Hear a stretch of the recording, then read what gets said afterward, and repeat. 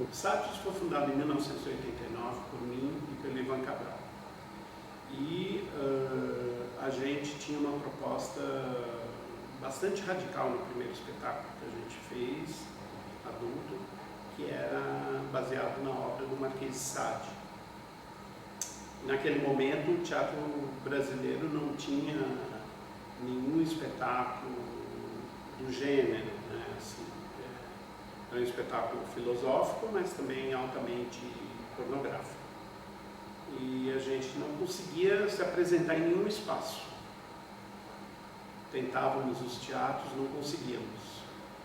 Tanto os teatros do circuito mais, digamos, cultural, quanto até os teatros pornô, porque na época existiam vários teatros pornô em São Paulo que apresentavam sexo explícito. A gente tentava todos os tipos de teatro e ninguém nos aceitava. Então, em 91, a gente assumiu a direção de um teatro, chamado Teatro Bela Vista, e isso começou a ser uma marca também para o resto da trajetória do Sapios, que foi ter o seu próprio espaço como forma de manter sua independência estética e a sua própria programação, sua própria maneira de fazer, né? Naquele momento, em 91, nós assumimos o Teatro Bela Vista, que ficava na Major Artiolo. Era uma região meio erma, ali do bairro da Bela Vista, e com a atividade intensa do nosso teatro, ela passou a se tornar um polo cultural, e onde abriram vários bares, padarias, o comércio local ficou ativado, e outros teatros da região também foram beneficiados.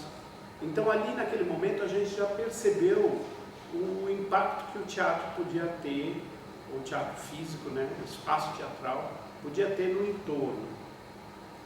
Mas, em 92, a gente resolveu ir embora do Brasil, porque a situação política, econômica e cultural estava muito degradada, e a gente sentiu que as nossas perspectivas estavam muito limitadas.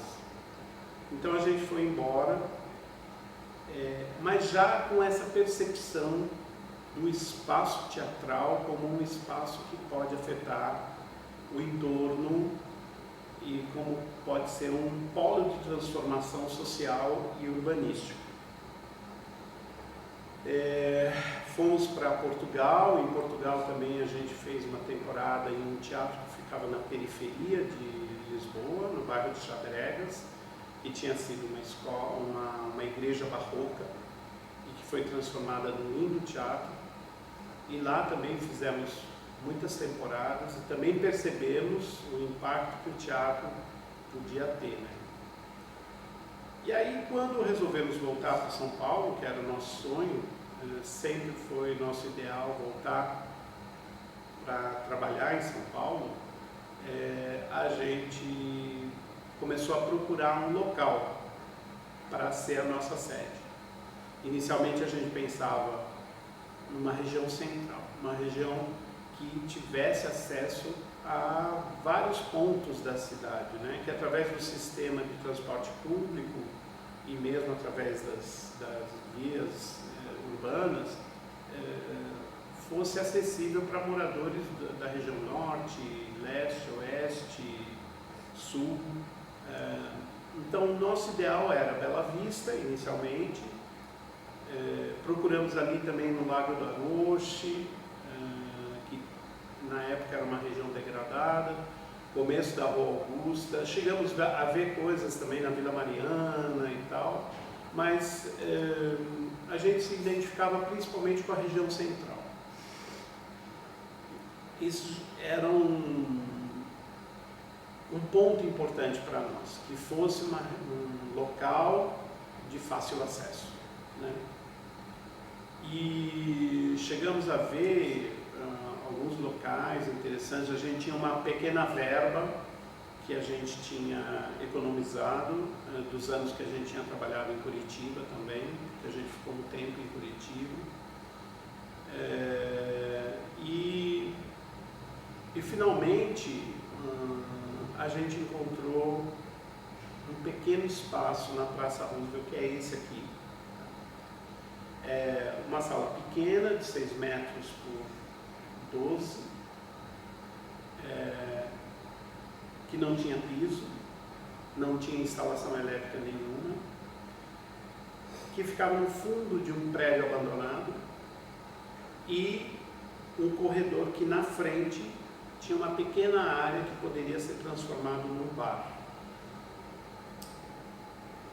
Quando nós olhamos o espaço, ele tinha uma característica que para nós era importante. A gente pensava, vamos ter um espaço que tenha um bar na frente, que as pessoas possam frequentar, conversar, que a gente consiga criar um ambiente de socialização.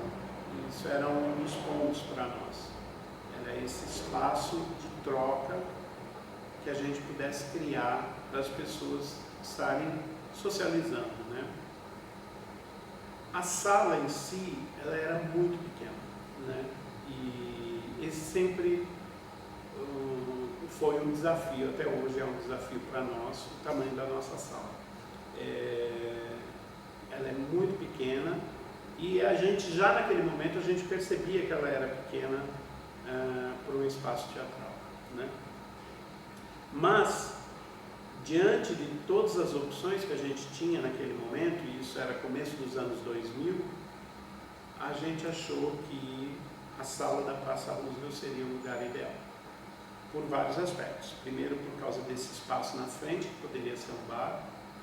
Segundo, porque existia um teatro, né, um espaço que poderia ser um espaço teatral, apesar de ser muito pequeno. Terceiro, porque ficava numa encruzilhada entre vias que levavam à região norte, sul, leste e oeste, né? A Praça Roosevelt, nesse sentido, ela fica bem no coração da cidade, né? Por baixo dela passa uma via expressa que une leste e oeste, e nas laterais passam vias que levam para a região sul e norte. Então, a gente considerou um local muito interessante, apesar de a gente saber que a região era extremamente perigosa e extremamente violenta. Então, a gente tinha essa informação, mas a localização era tão propícia que a gente achava que valia a pena correr o risco de assumir esse espaço, né? Então, qual era a realidade da Praça Roosevelt, né? Apesar de ser esse entroncamento, de ser essa encruzilhada da cidade, a Praça Roosevelt estava abandonada há muitos anos. Ela já tinha sido um polo cultural muito importante, né? A Bossa Nova em São Paulo surge na Praça Roosevelt. Elis Regina, a primeira vez que canta em São Paulo, canta na Praça Roosevelt. Enfim, tinham bares na Praça Roosevelt que traziam música ao vivo. Atrás da praça, na rua Nestor Pestana, tinha a sede de uma TV muito importante, que era a TV Excelsior. Depois tem o Teatro Cultura Artística. Ou seja, existia uma história da praça como um local de manifestações, de encontro e de cultura, né? Cinema, existia o Cine Biju, o Cine Oscarito, que eram cinemas de arte que resistiram durante a ditadura militar. Mas desde os anos 90, final dos 80, começo dos 90, há uma decadência da praça.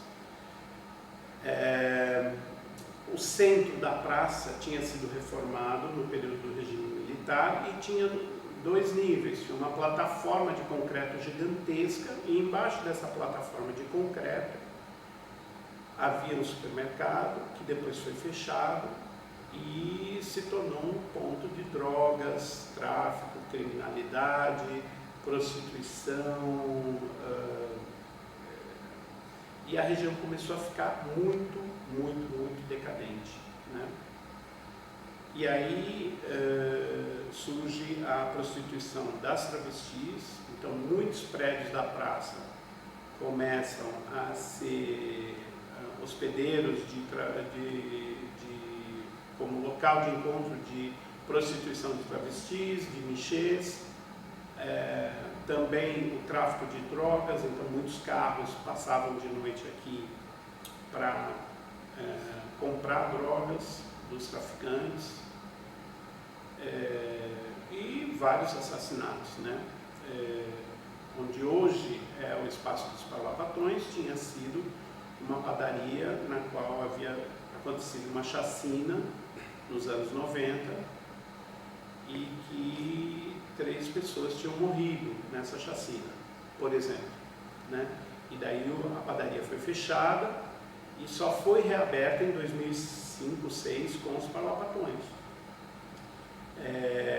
No espaço em que era os Sátiros, havia sido um hotel de prostituição de travestis, e nesse hotel tinham acontecido vários crimes, e foi fechado pela polícia também, né?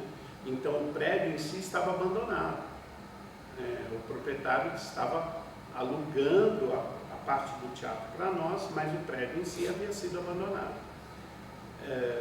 Além disso, outros prédios da praça estavam abandonados. O prédio onde hoje é a SP Escola de Teatro estava abandonado há mais de 20 anos. Foi fechado, e depois por deterioração dos elevadores, falta de recursos da família proprietária e tal, o prédio foi completamente abandonado. Então, quando nós chegamos na praça,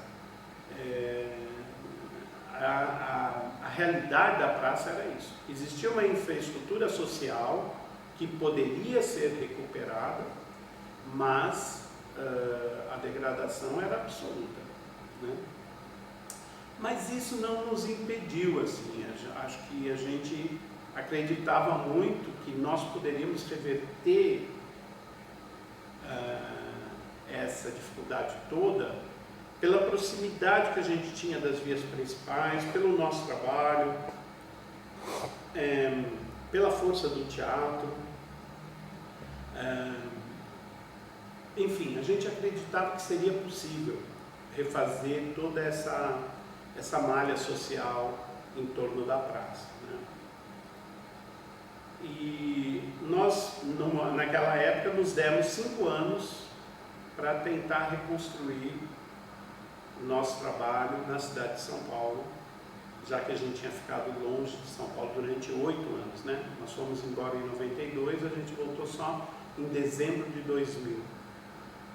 Acho que foi 1º de dezembro de 2000 que a gente reabriu esse espaço. A gente ficou 6 meses reformando, e daí em 1º de dezembro de 2000 a gente reabriu com uma peça, que era o retábulo da Varese, Luxúria e Morte, de Ramon del Valle Inclán. É engraçado porque os críticos na época, alguns críticos tinham muito receio de pisar na Praça Roosevelt, né? E até diziam, olha, quando vocês forem se apresentar em outro lugar, a gente vai, mas na Praça Roosevelt eu não piso. E o nosso público no início era um público de 5 pessoas, 3, às vezes quase cancelava. A gente não chegava a cancelar, mas a gente chegava a ter um elenco de 9 pessoas com 3 pessoas na plateia. Isso aconteceu mais de uma vez, né? Mas lentamente a gente foi trazendo o público e convencendo o público que não era um lugar tão perigoso. Obviamente a gente sofreu ameaças de morte, as travestis não entendiam muito bem a nossa função na praça, o fato da gente deixar a luz do teatro acesa também mexia com os traficantes não gostavam disso, ou seja, tivemos uma série de conflitos. Acho que no ano 2001, 2002, a gente conhece Feda de Córdoba através de uma ex-aluna nossa, Savana Meirelles, que trabalhava com prostituição e shows em casas noturnas, a Savana tinha sido aluna nossa quando a gente trabalhava no Teatro Bela Vista, mas na época ela estava em transição e quando a gente reencontrou Savana, ela estava morando com o Feda de Córdoba, e as duas começaram a frequentar o Espaço dos Sátiros e se tornaram nossas amigas. E elas nos apresentaram para a comunidade trans. Então a gente começou a ter uma relação com a comunidade trans a partir delas.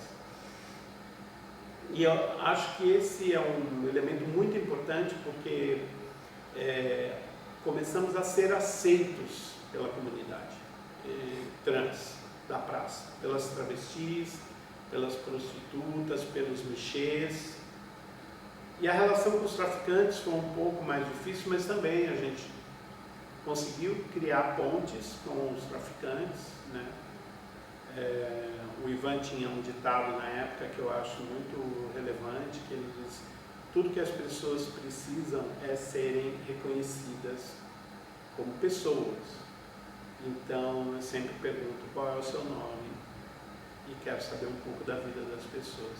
Eu acho que isso também foi uma coisa muito importante nesse processo, naquele momento, né? Então, tínhamos medo, óbvio, sofremos várias ameaças de morte até 2005, pelo menos, da parte dos traficantes, né? E finalmente a gente conseguiu também entender e reaprender que o teatro não tinha uma forma. O teatro pode assumir muitas formas. E que o teatro que a gente podia fazer era o teatro da realidade que a gente estava vivendo. O teatro daquele mundo que a gente estava imerso, né? Então, a Feda passou a fazer parte do nosso elenco, a Savana passou a fazer parte do nosso elenco. Fizemos 2 espetáculos em seguida que falavam da Praça Roosevelt, um chamado Transex, que era contando as histórias das trans da praça, mas através de uma perspectiva poética, e o outro era A Vida na Praça Roosevelt, que é um texto de uma dramaturga alemã chamada Dea Loer. Ela veio para o Brasil, conheceu a vida que a gente levava na praça, se encantou e escreveu esse texto, A Vida na Praça Roosevelt, que era inspirado em tudo que a gente vivia aqui. Então, foi uma experiência incrível para a gente, que foi uma experiência transformadora. Foi uma experiência que nos fez entender o teatro de uma outra forma. Podemos dizer que foi a grande virada decolonial dos sátiros, que foi esse período em que a gente começou a falar não sobre grandes dramaturgos, grandes histórias da dramaturgia universal ou europeia, né, americana, mas a falar da nossa realidade aqui, na praça. E isso teve um reconhecimento bastante grande, né? E também levou a atenção dos órgãos públicos para o fenômeno urbanístico e cultural que estava acontecendo na Praça Roosevelt, né? Começaram a abrir bares, os prédios que estavam abandonados começaram a ser ocupados pela classe média, outras companhias de teatro vieram para a Praça Roosevelt, então veio para Lapatões, veio Teatro X, veio várias outras companhias vieram para a praça, e o movimento cultural da praça se transformou numa referência, né? E obviamente o poder público tinha que ter algum tipo de resposta em termos de planejamento urbano ao que estava acontecendo, né? Então é muito interessante observar como o trabalho de artistas pode afetar o tecido urbano, né? E pode promover transformações, independente da intervenção pública, né?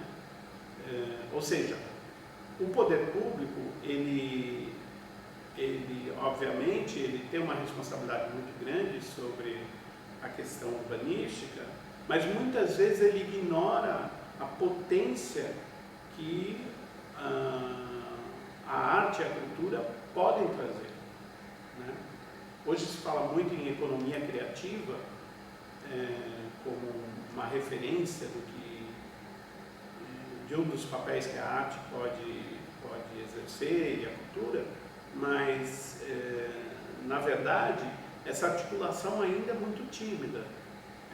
Esse pensamento sobre o poder da cultura e da economia criativa e da arte, ele ainda é muito limitado, ele não abrange todo o impacto possível no tecido urbano, né?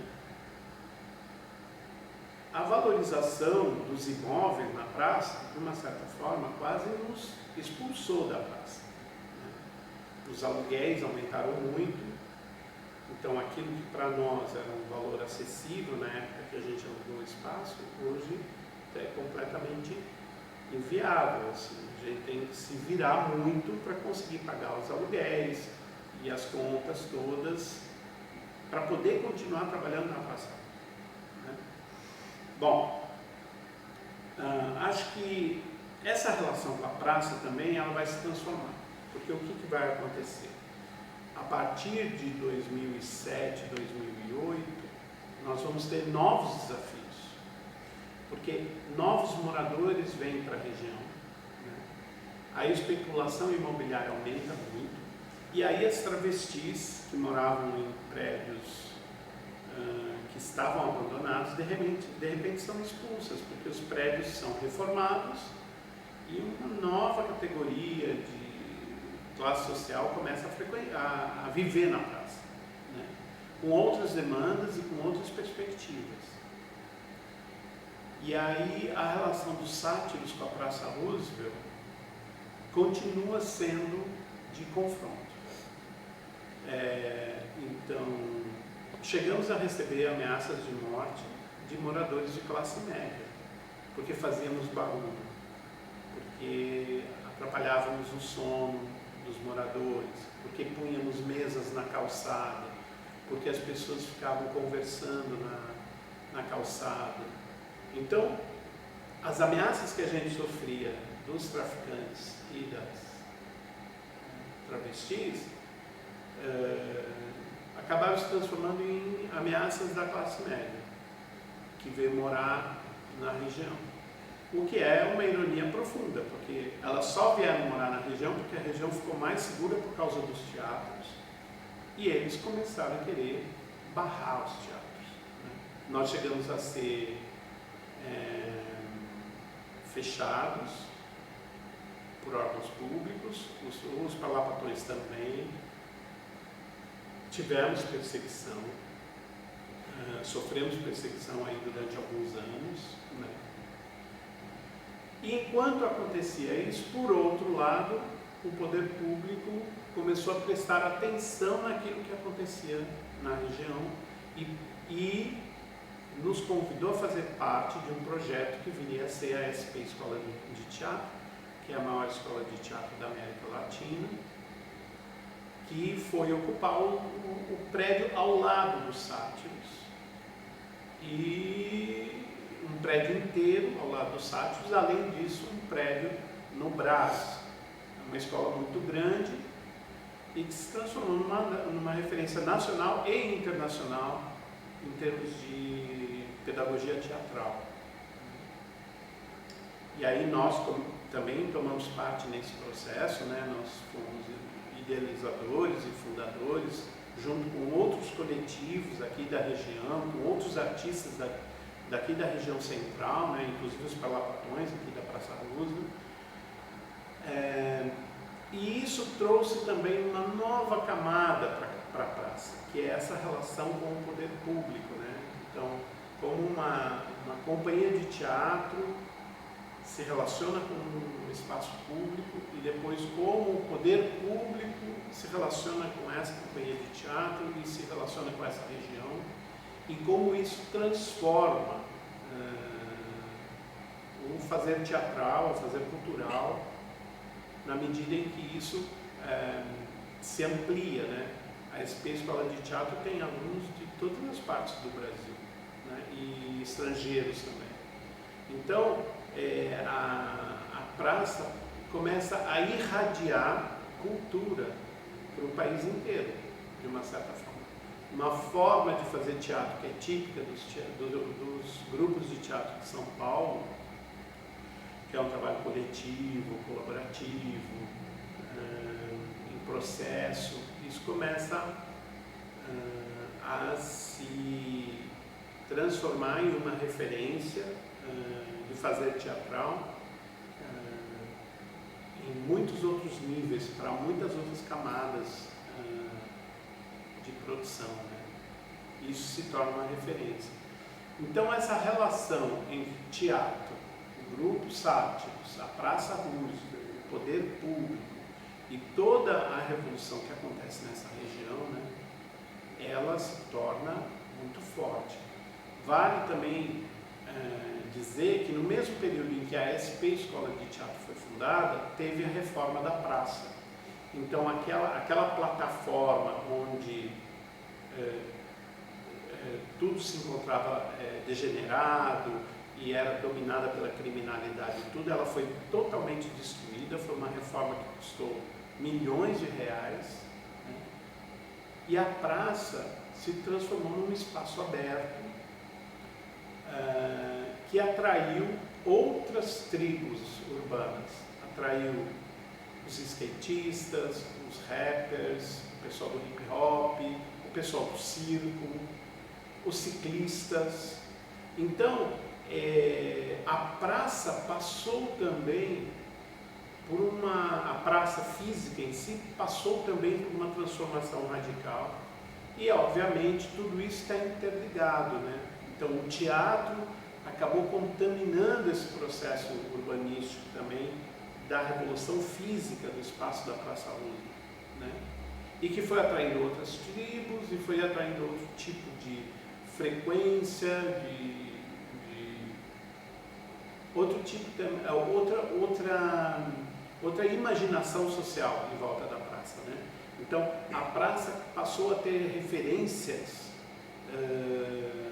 a ser referenciada, a praça passou a ser referenciada como um espaço de cultura e não um espaço de violência, um espaço de arte, de esporte, de convívio social, de juventude, ao invés de um espaço de criminalidade, prostituição, tráfico de drogas, etc.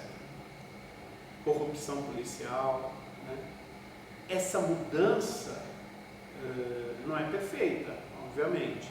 Ainda há corrupção policial, ainda há tráfico de drogas, ainda há prostituição, mas você pode considerar a Praça Roosevelt como um lugar seguro e como um lugar de convívio social bastante seguro, comparando-se com outras regiões do centro de São Paulo.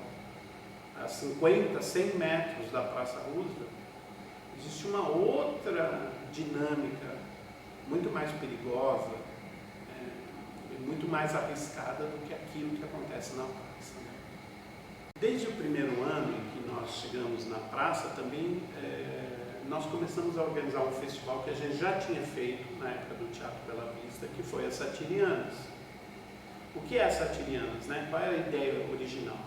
Era uma festa que o grupo Sátiros fazia para a cidade, em que ficava 78 horas ininterruptas, funcionando gratuitamente ou com preços acessíveis para o público em geral, com espetáculos, com debates, com palestras, com shows.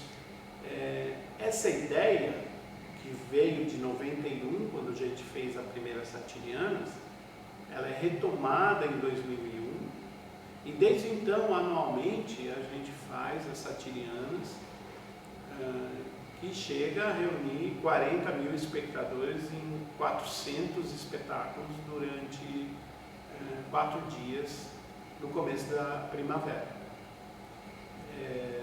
É um fenômeno, a Satirianas é um fenômeno cultural também, porque ela é uma oportunidade para os artistas testarem investigarem possibilidades de espetáculos, de trabalhos que eles vão desenvolver, de investigações.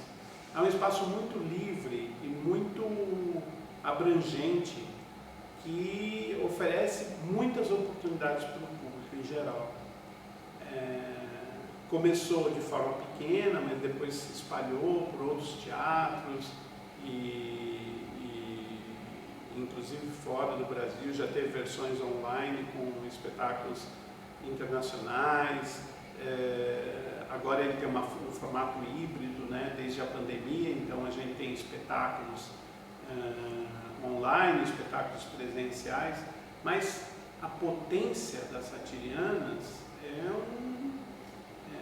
uma coisa muito benéfica também para a Praça Roosevelt, no sentido de que durante 4 dias a Praça Roosevelt agrega e traz milhares de espectadores e de artistas para conviverem e celebrarem a arte e a cultura em São Paulo.